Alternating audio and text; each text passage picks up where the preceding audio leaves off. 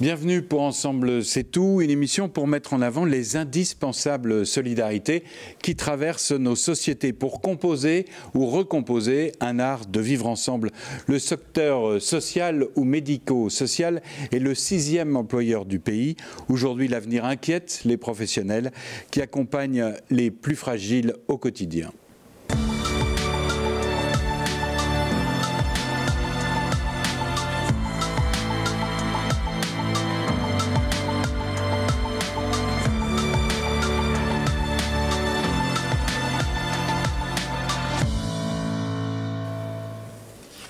Voilà, et pour parler de cette solidarité qui crée la société dans laquelle nous souhaitons vivre, voici mes invités sur le plateau. Guillaume Alexandre, vous êtes directeur général de la vie active, merci de nous avoir rejoints. Merci. Aurélie Cassarin, vous êtes directrice des activités du Centre régional d'action et d'information pour les personnes vulnérables, autrement dit, et peut-être plus simplement CREAI, c'est comme ça qu'on dit. Et puis Ahmed Egazi, vous êtes directeur de l'URIOPS des Hauts-de-France. Juste avant de rentrer dans le vif du sujet, une petite présentation. Guillaume Alexandre, la vie active, c'est une association qui a été créée en 1964, donc elle a un certain vécu derrière elle. Une soixantaine d'années, effectivement, à cette date.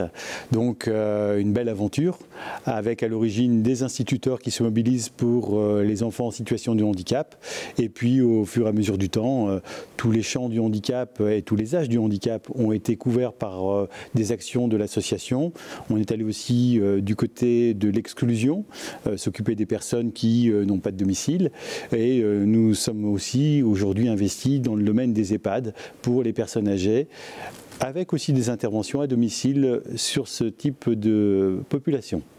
Alors Aurélie Cassarin, vous êtes directrice donc, des activités du CREAI pour les personnes en difficulté. Vous êtes une structure d'analyse et sur le social ? Tout à fait, donc on est un centre régional d'études, d'action et d'information en faveur des populations vulnérables. On est en gros expert de la vulnérabilité, toutes les vulnérabilités, de la protection de l'enfance, personnes âgées, précarité, cohésion sociale. Et vous conseillez qui, une fois vos études faites dans le champ du social? Alors, à quoi servent-elles? On conseille à la fois les politiques publiques, les institutions, et puis les organismes gestionnaires qui sont contribuants au CREAI. Ahmed Egazi, alors vous c'est l'URIOP, c'est la fédération des associations qui œuvrent dans le social ou le médico-social pour les Hauts-de-France. Absolument, on s'inscrit dans un réseau national avec une URIOPS dans chaque région et une organisation nationale. Mais l'URIOPS Hauts-de-France, pour parler de notre région, réunit des associations comme la Vie Active et d'autres acteurs qui interviennent en accompagnement des personnes vulnérables, qui gèrent des EHPAD, des maisons pour enfants placés à l'aide sociale à l'enfance, des établissements pour personnes en situation de handicap, et j'en passe. Il y en a beaucoup. Vous êtes pour les Hauts-de-France, c'est un secteur, quand on regarde par exemple le budget du conseil départemental des Hauts-de-France, c'est la sociale et la première dépense. Je présume que nous sommes une région assez active en matière de social et de médico-social. Alors la région des Hauts-de-France est d'une part une région qui est assez peuplée, d'autre part une région qui, sur certains territoires, présente un certain nombre de difficultés sociales. Donc oui, c'est une région dans laquelle l'action sociale et médico-sociale portée par un certain nombre d'acteurs, grands ou petits, est importante. Sur la région des Hauts-de-France, c'est à peu près un peu plus de 3000 établissements et services sociaux et médico-sociaux qu'on va recenser, ce qui représente un peu plus de 100 000 emplois. Donc vous voyez que c'est une activité qui est extrêmement importante oui. Et implantée dans les territoires et en proximité des personnes vulnérables, qui est indispensable à la vie de notre tissu social. Alors je le disais en commençant, cette solidarité qui se développe et qui est mise en œuvre auprès des populations les plus pauvres, elle a un impact un peu sur la société, elle définit un peu la société dans laquelle on veut vivre. Guillaume Alexandre, aujourd'hui, une société comme ça se définit aussi par la place qu'elle accorde aux plus fragiles? Je pense que c'est justement de par la nature de l'accompagnement qu'on apporte aux plus fragiles que l'on peut mesurer le niveau de civilisation d'une société. Je pense que l'honneur, et je dirais le devoir d'une société qui se veut solide et solidaire, eh bien c'est justement de s'occuper des plus fragiles d'entre nous. Et c'est pour moi un signe évident de bon fonctionnement d'une société que de s'occuper des plus fragiles. Quand on est sorti du Covid, où on avait vu des solidarités, même au quotidien, tout à fait citoyennes se mettre en place, on s'est dit, plus rien, enfin les plus optimistes se sont dit, plus rien ne sera pareil. Est-ce que vous avez vu quelque chose changer les uns et les autres ? Je pense que la nature de l'engagement qui a été constatée, cette nature-là, elle reste. C'est-à-dire que je ne vois pas pourquoi les gens auraient changé du tout au tout. Au contraire, nous avons tous été confrontés à la difficulté et on a vu de belles réactions. Certains se sont recroquevillés sur soi, mais dans une grande partie de la population, on a senti un élan de solidarité qui a réussi à vaincre les peurs de ce virus que personne ne connaissait. Et chacun a essayé de faire en sorte que collectivement, nous trouvions une solution.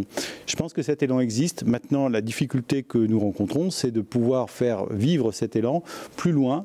Et en cela, nous attendons aussi que nos gouvernants puissent prendre cette aspiration qui a été celle des Français, que d'aller vers de la solidarité et pas forcément d'être concentré sur son nombril. Oui. Si je peux réagir aux propos de Guillaume Alexandre et sur le registre que vous évoquiez, Guillaume indiquait qu'on mesure le degré de civilisation à la façon dont on s'occupe des plus fragiles. Ce qui est extrêmement important, c'est de comprendre que ça n'est pas un sujet qui ne concerne qu'une certaine catégorie de personnes. Quand on parle de vulnérabilité, c'est un sujet qui concerne tout le monde. On a tous dans notre entourage et nous-mêmes sommes appelés à vieillir et à devenir un jour ou l'autre vraisemblablement dépendants. Tout le monde a dans son entourage une personne qui peut être en situation de handicap. Le décrochage social peut être extrêmement rapide. Et donc cette question de vulnérabilité et de comment on s'occupe des personnes qui sont les plus fragiles et aussi de comment est-ce qu'on empêche des personnes d'aller vers des formes de vulnérabilité est un enjeu qui concerne tout le monde, pas seulement les acteurs associatifs ou le monde du travail social et médico-social, mais vraiment l'ensemble de notre société. Ce qui est intéressant, c'est que vous parlez aussi de prévention, en fait, d'empêcher le glissement. On va être très très concret au point de vue des solidarités.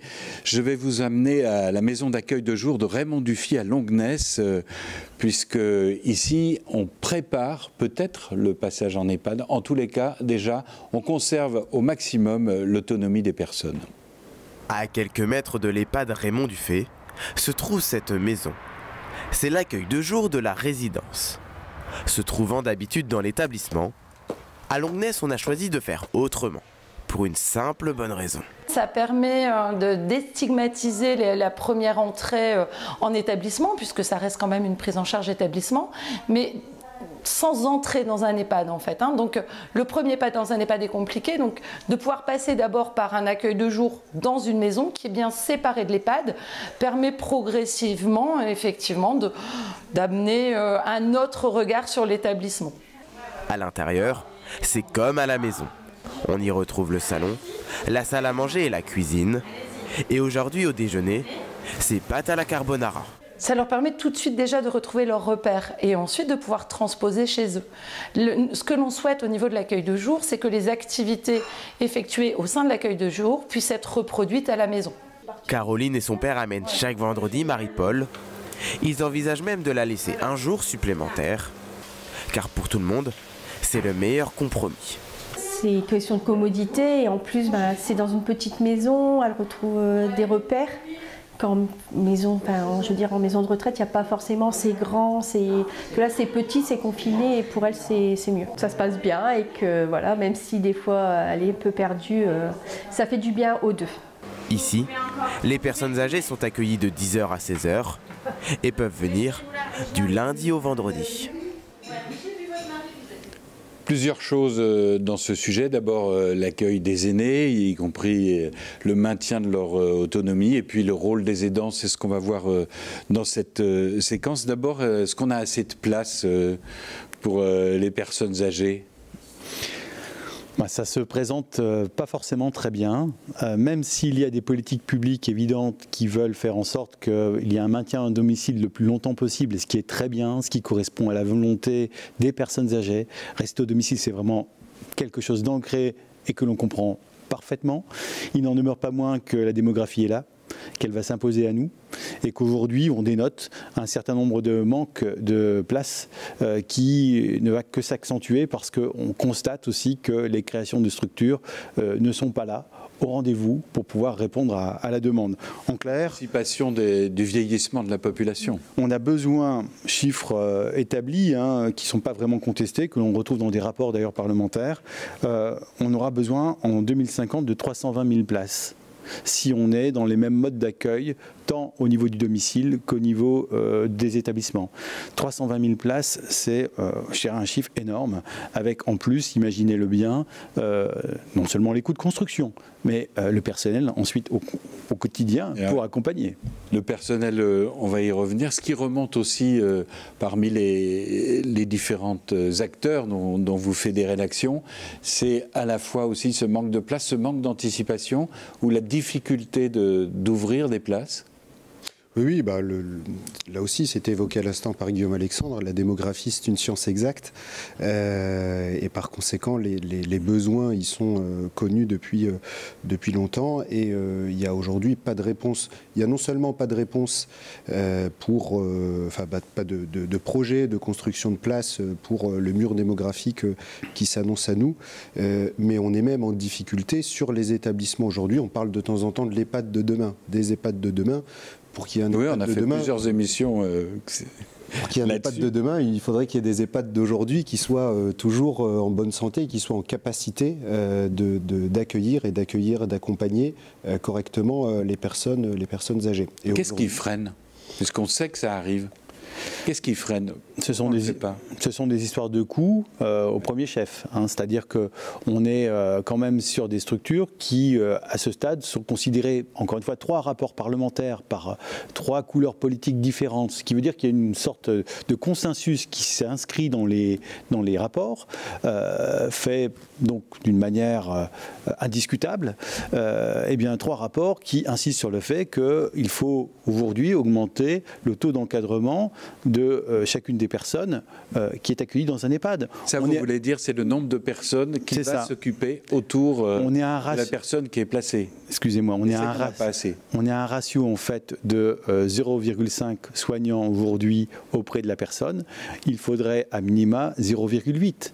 Donc ce qui veut dire qu'on doit être quasiment à du 1 pour 1 pour s'occuper correctement des personnes dans les EHPAD. Et ce n'est pas le cas. C'est pour ça que M. Hegazy a raison de dire, aujourd'hui, questionnons-nous déjà sur l'existant avant que de se projeter sur le futur et de voir ce qu'il y a lieu de créer.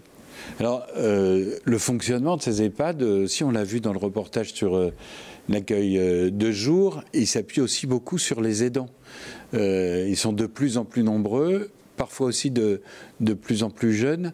Et donc vous sur cette partie-là, vous avez des analyses à nous donner sur le rôle des aidants absolument indispensable en complément des professionnels, en fait. Oui, comme l'a dit Guillaume Alexandre, il y a eu une loi en 2015 qui, sur l'adaptation de la société au vieillissement, qui affirme aussi le rôle des aidants, donc Donc aidant, c'est la personne qui vient accompagner une personne en fragilité. En fait, il y a eu une définition pour la première fois de ce qu'était un proche aidant dans cette loi, ce qui était intéressant puisqu'il n'y en avait pas. Je rappelle aussi que l'aidant est pour la personne âgée, mais c'est aussi pour les personnes en situation de handicap. Elles sont très présentes.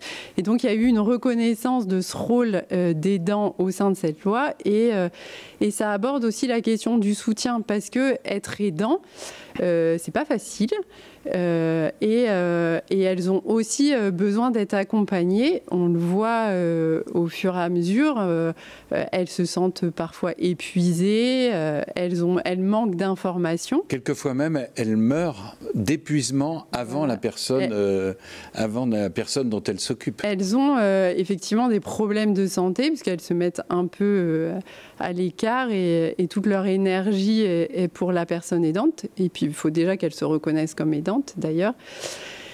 Il y a un déni, on ne peut pas dire qu'on est aidant. C'est pas facile de se reconnaître comme aidant parce que c'est un rôle qui arrive parfois naturellement. On est enfant d'eux et on aide son parent qui vieillit, ou alors on est parent et on aide son enfant qui est en situation de handicap. Enfin, on accompagne dans les gestes de la vie quotidienne. On est aussi un soutien moral parfois, un soutien financier aussi. Et donc c'est pas un rôle facile. Et c'est pas facile de se reconnaître dans ce rôle-là. Et ce qui est important de dire, c'est qu'il va falloir accompagner aussi ces aidants. Et l'accompagnement... Il y a des maisons des aidants, il y a des accueils de jour pour les aidants. Exactement, il y a des solutions de répit qui sont organisées. Et que là aussi, il va falloir des professionnels du monde du social, médico-social et sanitaire pour accompagner ces aidants qui sont de plus en plus nombreux et qui le seront encore plus demain avec le vieillissement de la population. Et qui sont indispensables puisque les établissements ne peuvent pas tout faire ou tout traiter. Exactement. Aujourd'hui, la solidarité de proximité. On manque déjà de place. Donc si on devait accueillir toutes les personnes qui étaient à domicile dans des établissements, on n'y arriverait pas. On va parler maintenant du handicap. La préoccupation, voire l'angoisse des parents d'enfants handicapés, c'est bien souvent de trouver une structure d'accueil pour leur enfant, et surtout quand il grandit et qu'il sort des instituts médico-éducatifs. On va se rendre à Hénin-Beaumont, écouter la mère de Lénie. Gaël est maman d'un petit Lénie atteint d'un autisme avec déficience intellectuelle. Il est entré à l'Institut médico-éducatif d'Hénin-Beaumont en 2016, à l'âge de 7 ans. Il évolue ici tous les ans avec de nouveaux professionnels qui sont super à notre écoute et heureusement parce que parfois même à la maison quand on a besoin d'adoucir le quotidien on peut les contacter assez facilement. Avec la communication entre les professionnels et la famille on arrive à essayer de trouver un cadre positif pour Lénie aussi. L'IME accompagne Lénie tant dans la scolarité que dans la vie active. C'est basé sur ses capacités et en fait au fur et à mesure ils augmentent un peu le degré de difficulté pour lui apprendre à faire d'autres choses, de faire qu'il soit le plus autonome, mais ça reste assez compliqué. Après, dans la journée, il travaille le macathon aussi, le langage des signes. Il fait des sorties socialisantes aussi. Donc, c'est lui apprendre à aller au supermarché, à ne pas se servir de tout et de n'importe quoi. Problème pour Gaëlle, elle appréhende l'avenir après l'IME pour son fils. Néant total. C'est le néant total parce qu'il y a tout le temps des promesses d'ouvrir des structures spécialisées. Et en fait, il n'y a rien. Il manque clairement de centres de toute façon adaptés pour nos enfants déjà. Et pour les adultes, c'est encore pire. La maman de Lénie se tourne donc vers plusieurs associations qui l'épaulent. Mais pour le moment, aucune solution n'a été trouvée pour l'avenir de son fils. Guillaume Alexandre, le problème est là encore plus aigu pour les personnes handicapées et surtout à l'âge adulte. C'est là où se pose la plus grande des difficultés. Déjà entrer en IME, pour les enfants qui sont encore orientés en IME, ce n'est pas chose simple. Il y a une liste d'attente qui est existante et qui rend l'accueil problématique. Mais sortir de l'IME est encore plus compliqué parce que nous allons sur certains profils sur des personnes qui ne peuvent vraiment pas être autonomes et les lieux prévus pour accueillir ces personnes peu autonomes ne sont pas légion, loin s'en faut. Et là, les listes d'attente peuvent dépasser 10-15 ans quelquefois. Alors on a parlé d'inclusion dans la vie sociale avec la scolarisation, là aussi on est à la peine. Alors la question de l'inclusion est un sujet qui, j'allais dire agite, pardon pour le terme, beaucoup le secteur. tous les acteurs associatifs agissent depuis des années et des années pour l'inclusion. Aujourd'hui, on essaye de plus en plus, par le biais de l'éducation nationale, par le biais d'autres orientations, d'orienter davantage les personnes vers ce qu'on appelle le milieu ordinaire. On ne peut que s'en féliciter, c'est dans ce sens-là qu'on agissait. Ceci étant, ça demande des moyens. Ça demande des moyens d'accompagnement, ça demande des moyens de présence et de proximité auprès des élèves. Vous avez beaucoup entendu parler de la situation des AESH, oui. À la fois qu'on peine à recruter, à la fois dont les conditions de travail sont extrêmement difficiles. Donc ça, ce sont les personnes qui vont accompagner les élèves pour qu'on traduise. Oui, pardon. Absolument.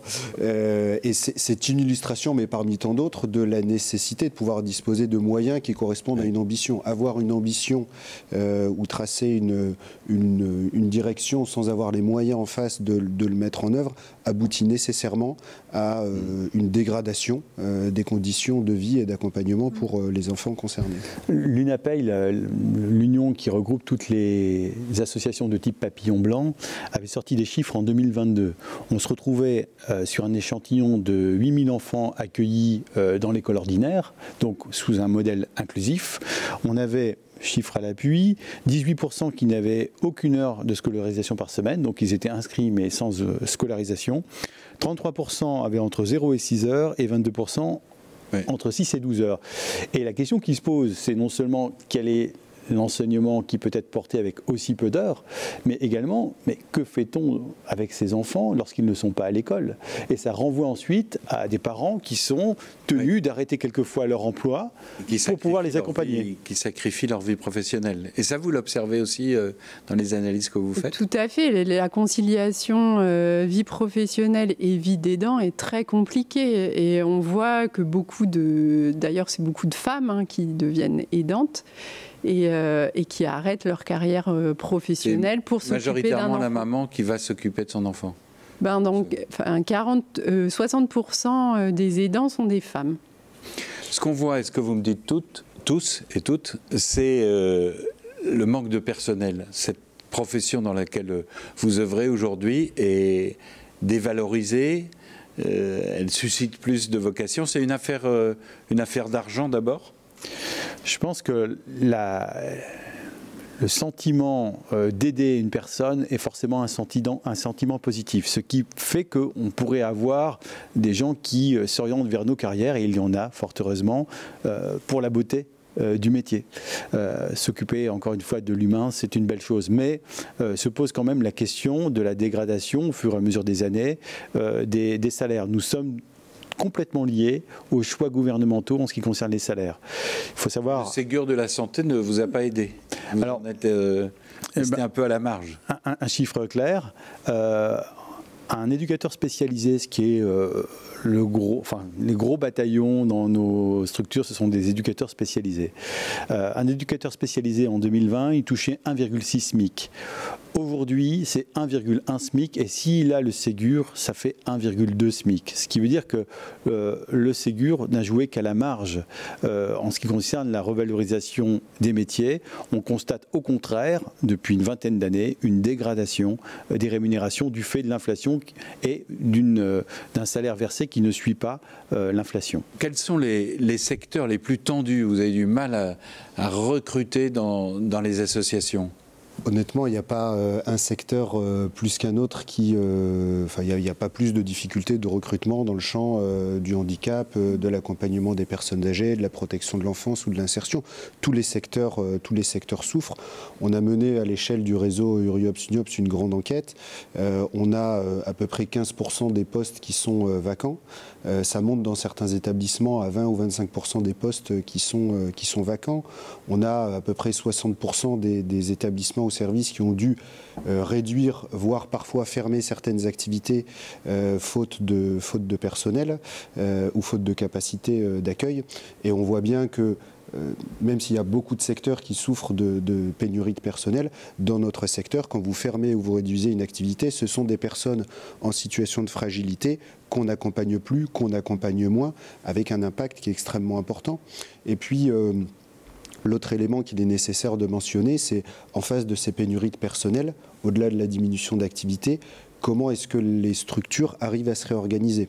On évoque par exemple le sujet de l'intérim. L'intérim est une possibilité, sauf que quand on accompagne des enfants autistes ou des personnes à domicile vieillissantes, on voit bien que la connaissance de la personne, la continuité de l'activité, la connaissance de son environnement sont des éléments qui sont primordiaux et qu'il est extrêmement insécurisant, voire même qu'on peut créer des situations de maltraitance. La maltraitance vient aussi du fait du manque de personnel. Le système crée de la maltraitance. Pour des jeunes que ces métiers intéressent, qu'est-ce qu'en 1 minute vous pouvez nous dire pour les convaincre? Que ce sont des beaux métiers. Franchement, de beaux métiers dans lesquels il y a du sens et qui, encore une fois, créent de la cohésion au niveau national. Donc, il faut avoir une envie de travailler auprès de l'humain, c'est certain, mais c'est extrêmement valorisant. Encore une fois, nous faisons certains mouvements au niveau local, régional, national pour essayer d'être entendus des pouvoirs publics pour que ceux-ci revoient la copie des rémunérations. Je ne doute pas que nous aboutirons. D'accord, donc en motivation parce qu'on a un lien utile avec la société, motivation aussi parce que on peut peut-être à terme y gagner sa vie. Il y a aussi des formations, vous êtes à la fois aussi des organismes de formation, vous accueillez qui et combien de temps prend une formation ? Là aussi, c'est très variable en fonction des métiers. Il y a beaucoup de métiers différents avec des formations qui peuvent aller de quelques mois à plusieurs années. Il y a des écoles de formation en travail social qui sont présentes dans la région, qui sont extrêmement innovantes d'ailleurs dans l'approche pédagogique. Et c'est un des éléments d'ailleurs aussi d'attractivité de ces métiers, c'est que ce sont des métiers du lien, ce sont aussi des métiers où on apprend toute sa vie et où on enrichit sa pratique de l'accompagnement par toute une réflexion sur le lien, sur le travail social, sur le collectif qui peut être porté par le biais d'échanges entre professionnels. Et cette formation, elle n'est pas qu'initiale. C'est aussi ça que je voulais évoquer. Vous avez lâché le mot enrichi. Je pense que ce sont aussi des professions où on s'enrichit personnellement par le contact et la solidarité. Merci à vous trois d'être venus sur ce plateau. Nous enchaînerons avec d'autres émissions consacrées au handicap ou encore plus précisément à l'accueil des personnes âgées. Merci de nous avoir suivis.